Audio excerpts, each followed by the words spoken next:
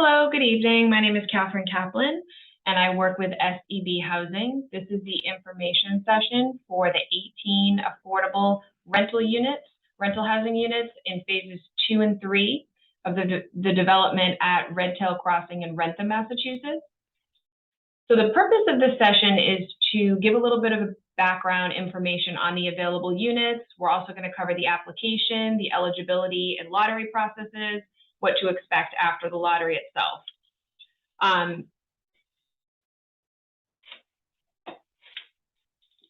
All right.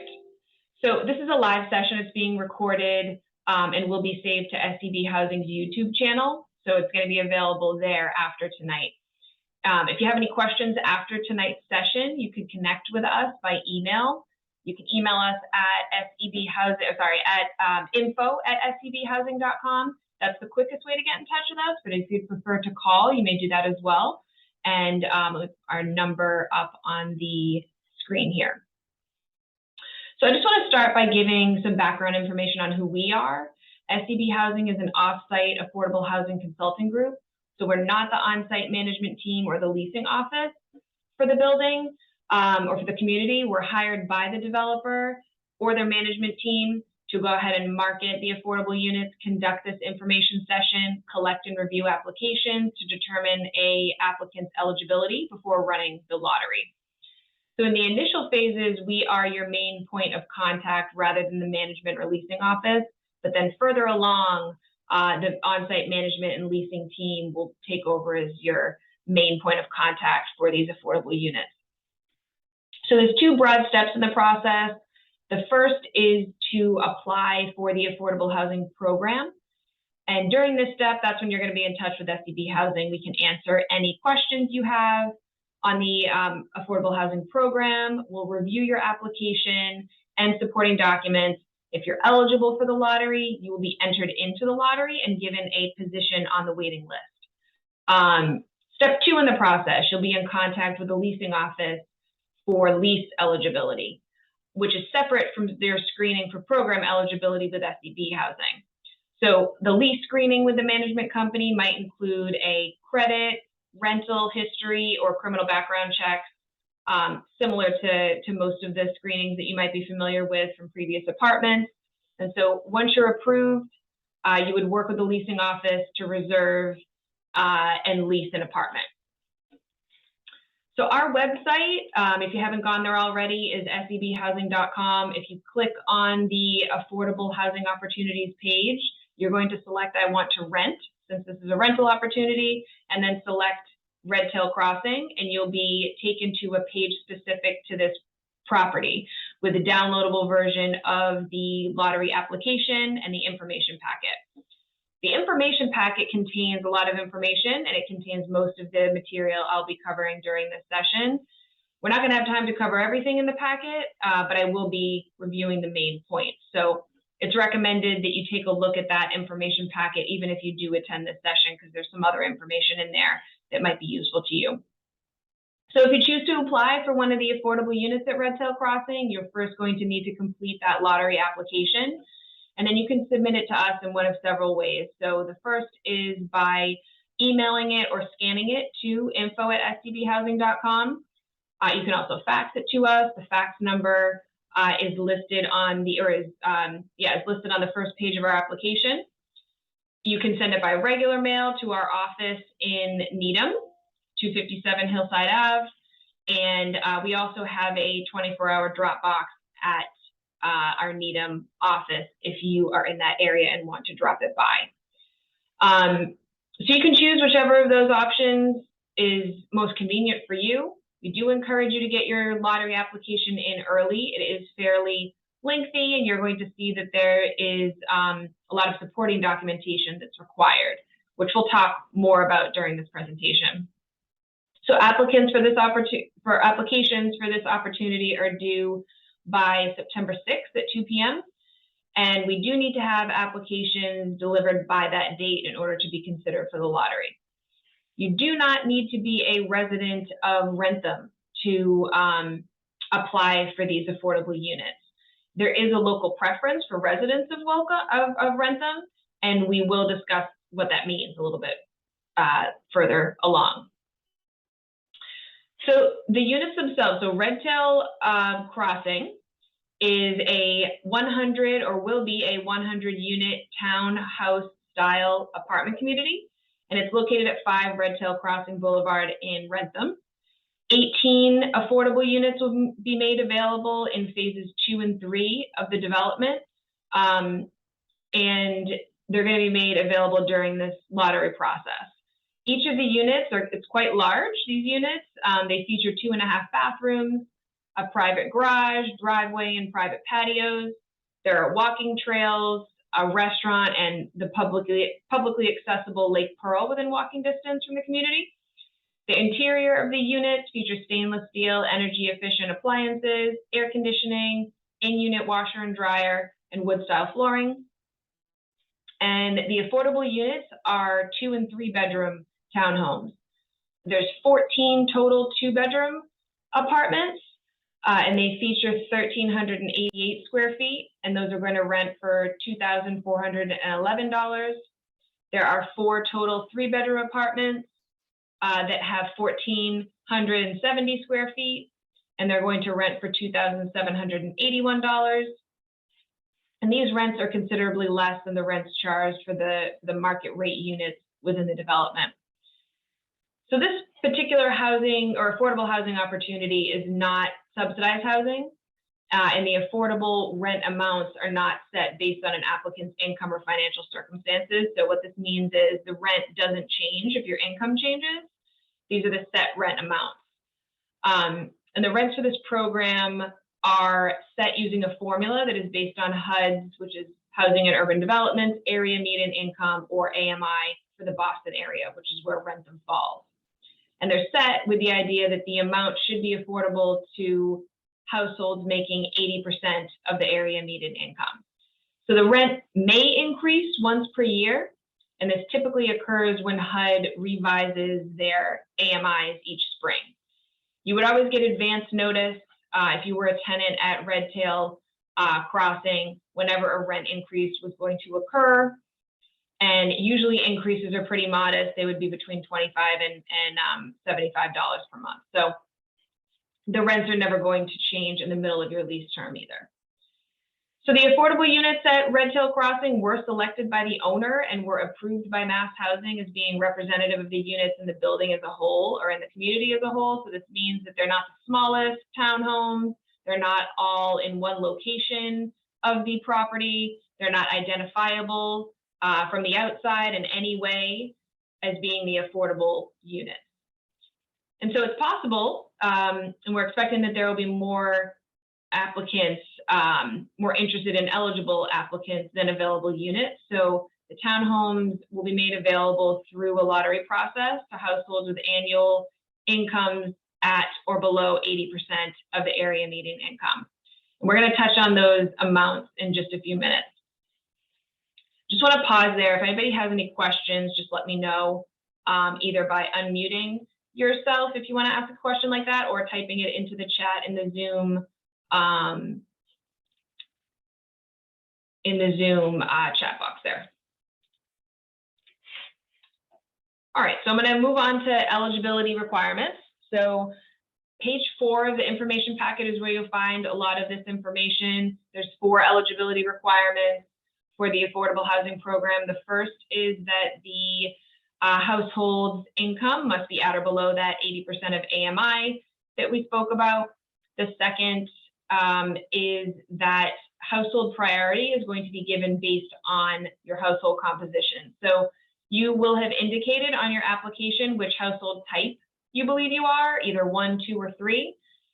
And so your household type is tied to the priority that you will have on wait lists for specific units, 2 or 3 bedrooms. So for example, if you are a type 2 household, you can apply for a 3-bedroom unit, but you should be aware that all type 3 households will have priority on the 3-bedroom waiting list.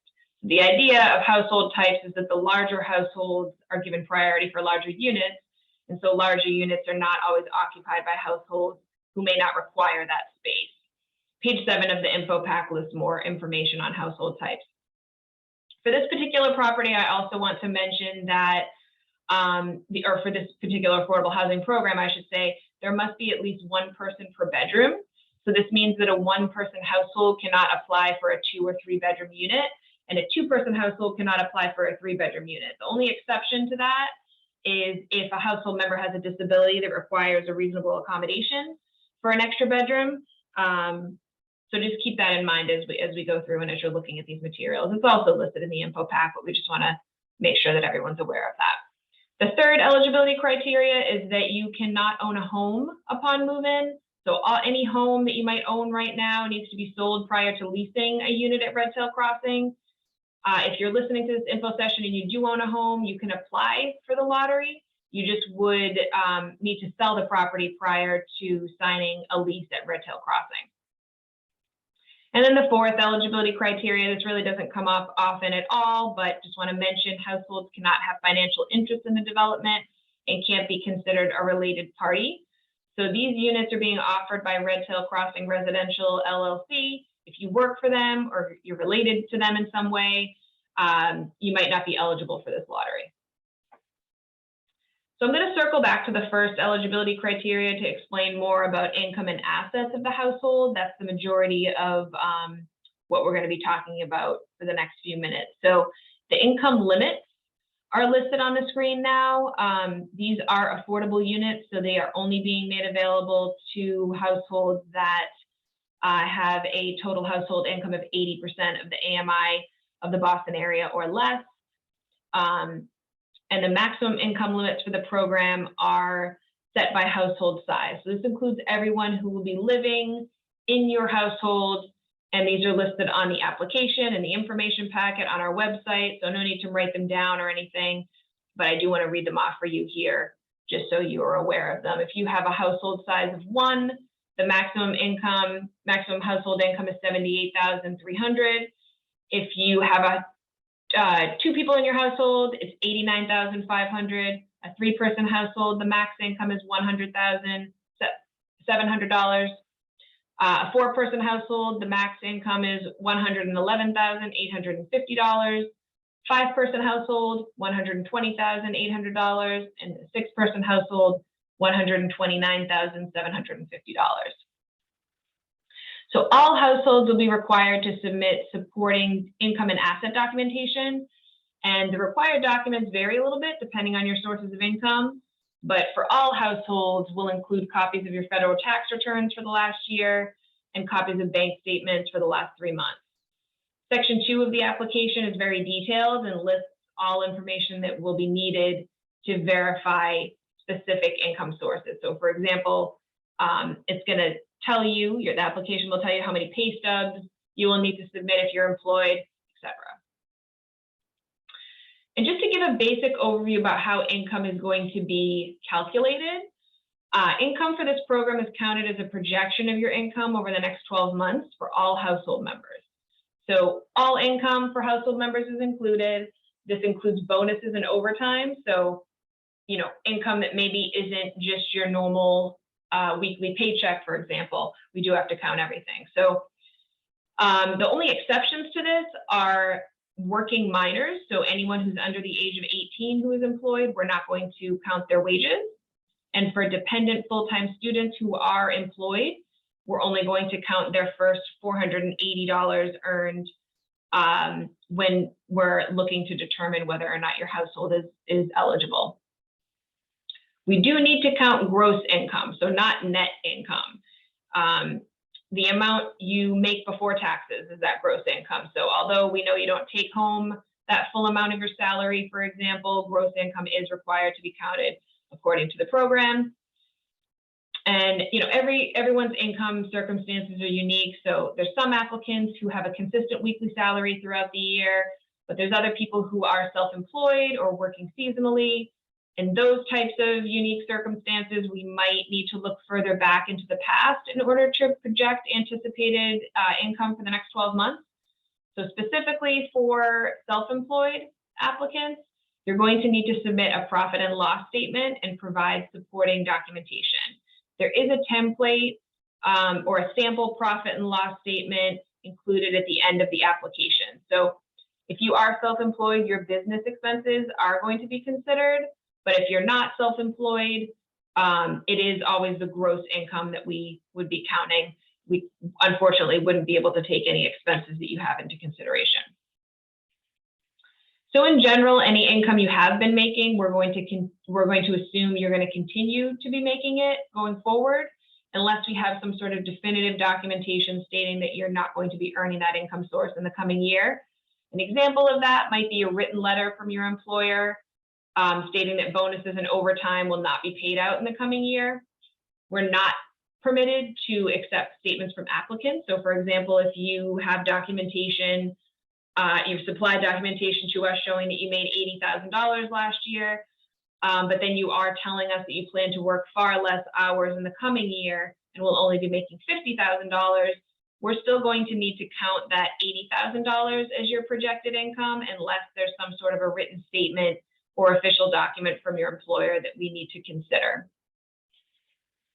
And then just to give you an idea of the types of income sources that we're talking about, it's really everything coming into your household, but on the application, it does have a table to list some of the income sources that you want to keep in mind. So it could be wages, whether through self-employment or wages from an employer, Social Security income, SSDI, child support, alimony, retirement distributions, unemployment, workman's comp, pension, periodic payments from friends and family even, and assets that generate income. So just keep all that in mind when you are thinking about what your household income is and when you're submitting documentation to us. There is not a minimum income for this affordable program. However, most management teams, including the team at Redtail Crossing, want to be sure that all tenants can afford the rent, regardless of whether or not the unit is being rented as an affordable or a market rate unit. So the management company has set a minimum household income equivalent to 2.5 times the monthly rent. This is all spelled out in the information pack as well, and the amounts are listed there. But to give you an idea, for households looking to rent a 2-bedroom apartment, the approximate minimum household income is $72,330, and for a 3-bedroom, $83,430. Households with mobile housing vouchers can disregard those minimum income amounts that I just mentioned because they do not apply to you. But any applicant who does not have a housing voucher, you are going to be subject to those minimum income amounts. If you do have a voucher, just want to circle back for a second, you're going to want to check in with your housing agency, the agency that administers your voucher, and you want to confirm that the rents that are being asked at or advertised at Redtail Crossing will be below or within the agency's payment standards or maximum rent amounts. The leasing office at Redtail will eventually confirm that your housing authority or agency is able to accept the rent amounts, but it's really best for you to know sooner rather than later if they're going to work. So just go ahead and check in with them. Okay, so yeah, like I said, applicants without a voucher, your total household income would need to be between the minimum income floor and the maximum income limits. The only exception to this really is households with incomes just below the minimum income floor.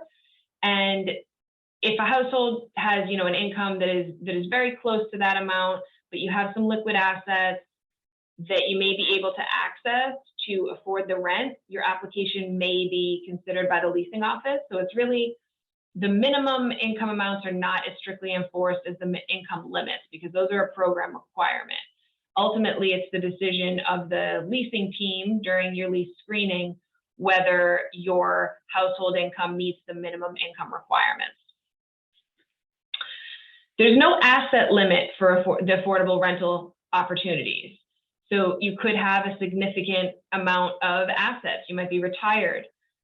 We're still going to need to collect income related to your assets, although there is no asset limit. So if you have income generated by your assets, that income will be counted. So for example, if you have a good interest rate on one of your savings accounts and you're generating some income each month, we are going to need to count that towards your total household income. When you are gathering your asset verification documents, we're not only talking about checking and savings accounts or bank statements from those types of accounts. You also want to keep in mind that we're considering CDs, retirement accounts, even your Venmo and PayPal accounts are considered assets, stocks, bonds, that sort of thing. We do not need documentation confirming your personal assets, such as jewelry or art or cars or anything like that. Any questions before I move on to lottery eligibility info?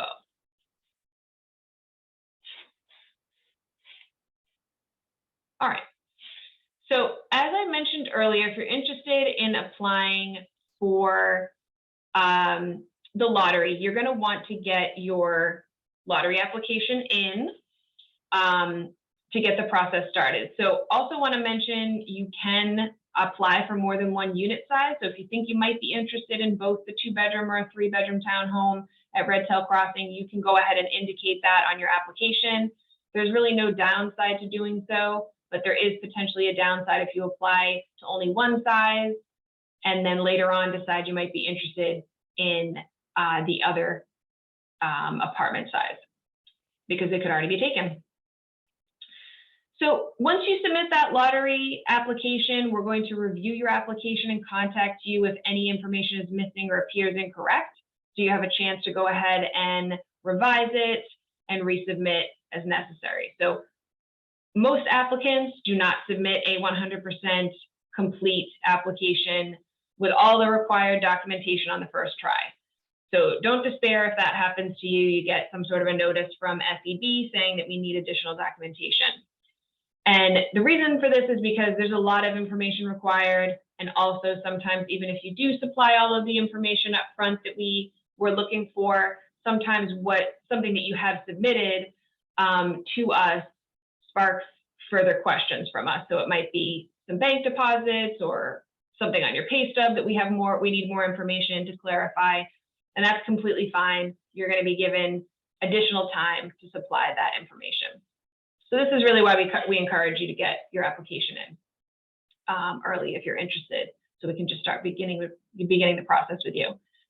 So if you are found eligible for the lottery, you will be sent a lottery application number in the form of a series of numbers. So this is the number that will be drawn in the lottery. It's not a ranking of any sort. It's really just meant to be an anonymous identifier so that we're not calling your name during the lottery itself. So if you happen to be the very first person to submit an application, a completed application for Redtail Crossing, your number will be A.001. The letter that you receive, it will be sent by email as long as we have your email address. And it will also confirm whether or not your household qualifies for local preference.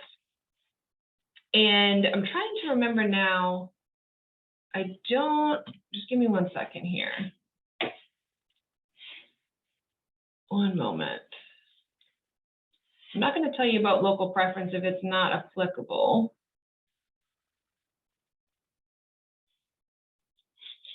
It is applicable here. All right, so one moment.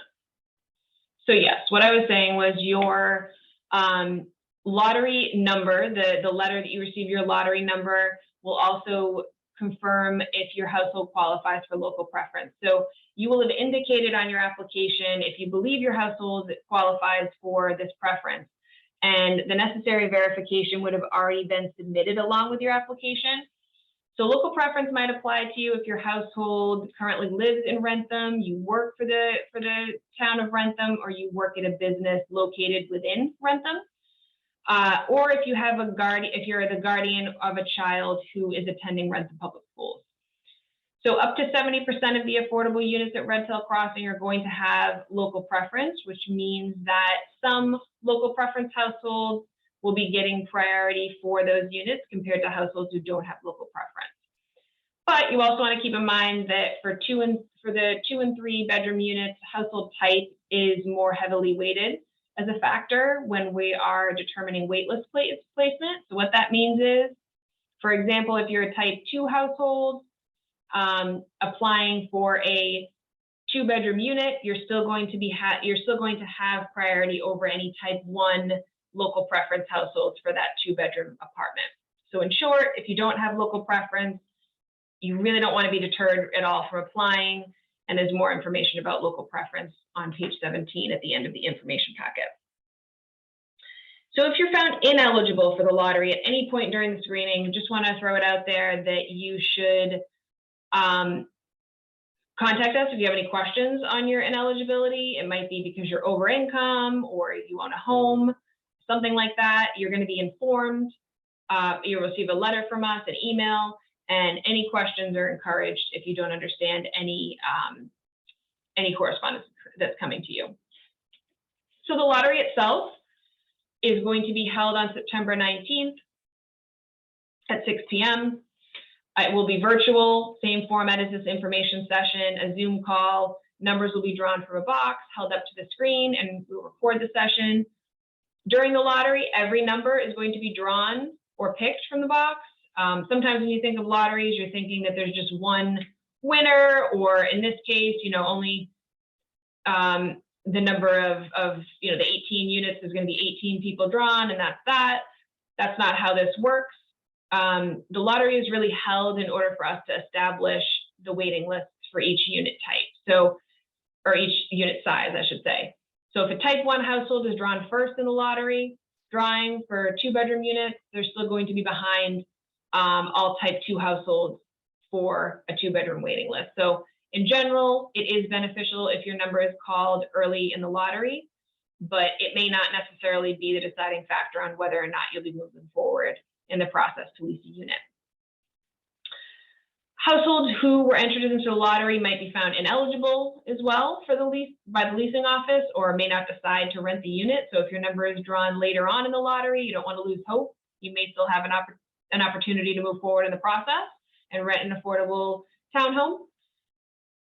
Following the lottery, we do try to populate the waiting lists that night, or first thing the next morning, so we can get those waiting lists out to you.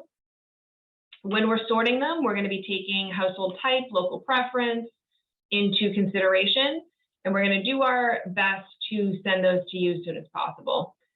And it'll be sent by email. If we don't have your email, it will be sent by regular mail. So when you're reviewing that email, you're going to find your lottery application number, and you can see where you fall on that wait list. So that A.001, for example, you'll be looking for where you placed on the waiting list. At that point, you'll have a better idea of whether or not you'll be invited to move forward to the next step in the process, which would be to apply for a lease with the leasing office.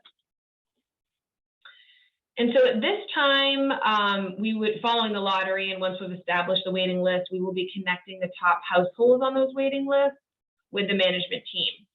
So your contact information would be provided to the leasing office, and you would also be giving the management team's contact information. So the next step, applying for the lease, could begin.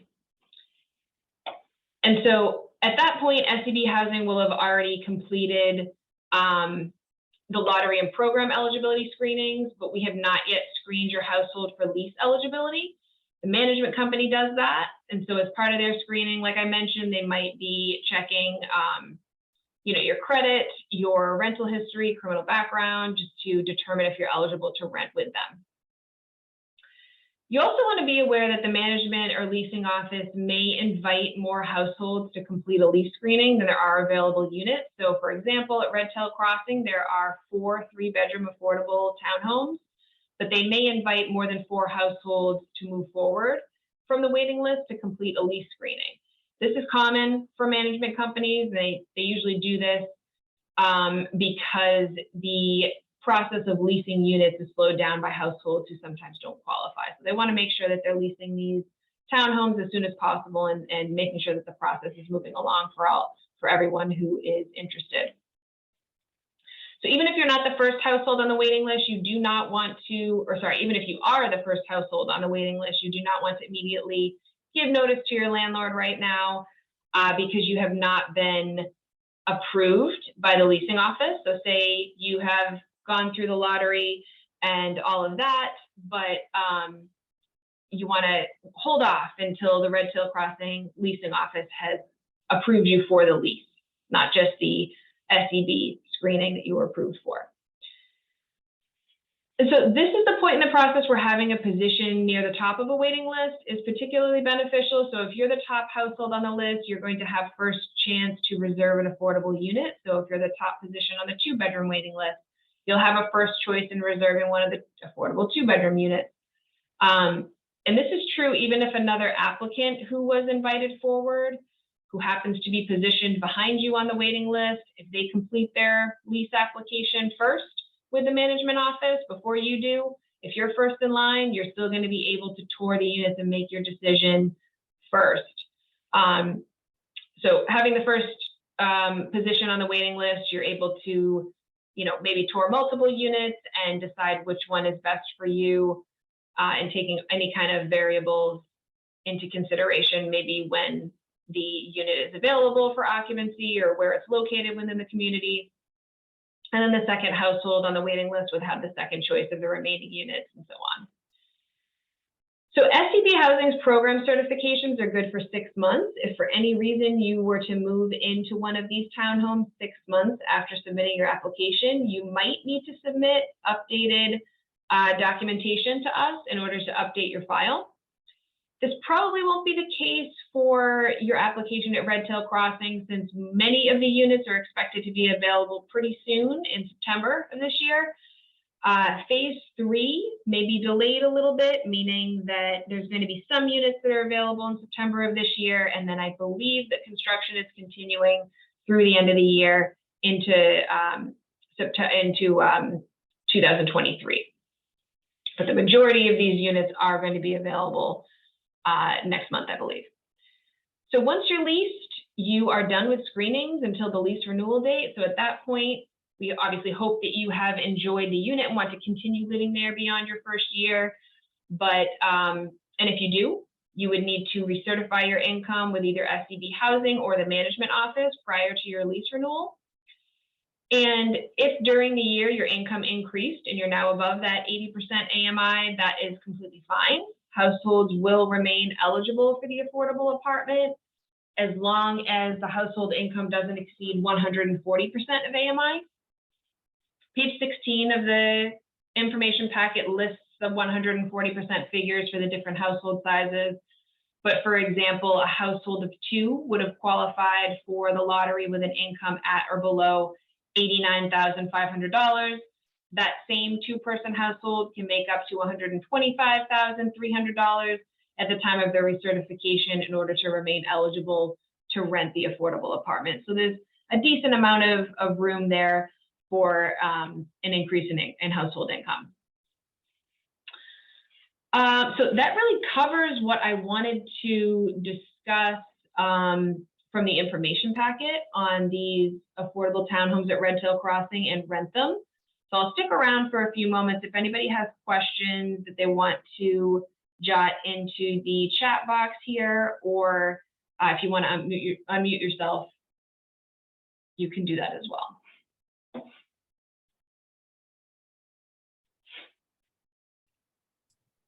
Hello. Sure. This is Mrs. Williams. What type of digital or electronic documentation you will accept for credit score, income statements from the bank? Because as you know, everything is electronic and online. Yeah. What do you accept? So your credit score type stuff, that'll be for the leasing office, so I can't really speak for them. I'm assuming they'll accept any sort of printout. In terms of the income, pay stubs and bank statements, IRS, all that, it's perfectly fine if it is digital. So, if you can save a PDF on your computer or, even screenshots for the most part, we're able to accept. That sort of thing is fine. Thank you. Sure. Anything else? All right, so we have one question here in the chat. What happens if you're on the Section 8 waiting list? I've been on for over a decade. So yeah, I know the wait lists are extremely long for housing subsidies in general. And if you are currently on the waiting list, then, you know, you would be considered right now to not have a voucher. So if your income is below the minimum income, you likely would not be approved by the leasing office if you don't fall in between that minimum income and maximum income limits. But if you do have a voucher or you get a voucher, you know, before leasing a unit, you wouldn't need to make the minimum income amount for your household. I don't know if that, I hope that answers your question. It's just, you know, right now you wouldn't, if you don't physically have the voucher, it has not been issued to you yet, you wouldn't, you know, you wouldn't be considered to have the voucher because you wouldn't have assistance from another agency in paying the rent right now. So you would just be paying the full affordable amount. Anyone else? Another question. Sure. This is phase 2 and 3 of Redtail Crossing. Mhm. And I noticed they only have 4 3-bedroom apartments available. Mhm. Will there be any others coming online, or is that it? I believe 2 and it's a good question. I believe 2 and 3 are the last 2 phases. Phase 1 was, I believe it was last year. I think that is probably it. If you're looking for a 3-bedroom, I don't know which units they're going to have available next month. Like, I don't know if all 4 of the 3 bedrooms are available next month, for example, but I know that the majority, meaning at least 10 of the 18 will be available soon rather than next year. Thank you. Yep. Anything else? All right, so I encourage, you know, anyone who's interested, get those applications in and we can work with you if anything is missing or if we have any questions. And after tonight, if you have any questions, go ahead and email us at info@sdbhousing.com. Have a great night. Thanks for joining. Thank you. Thank you. Bye-bye.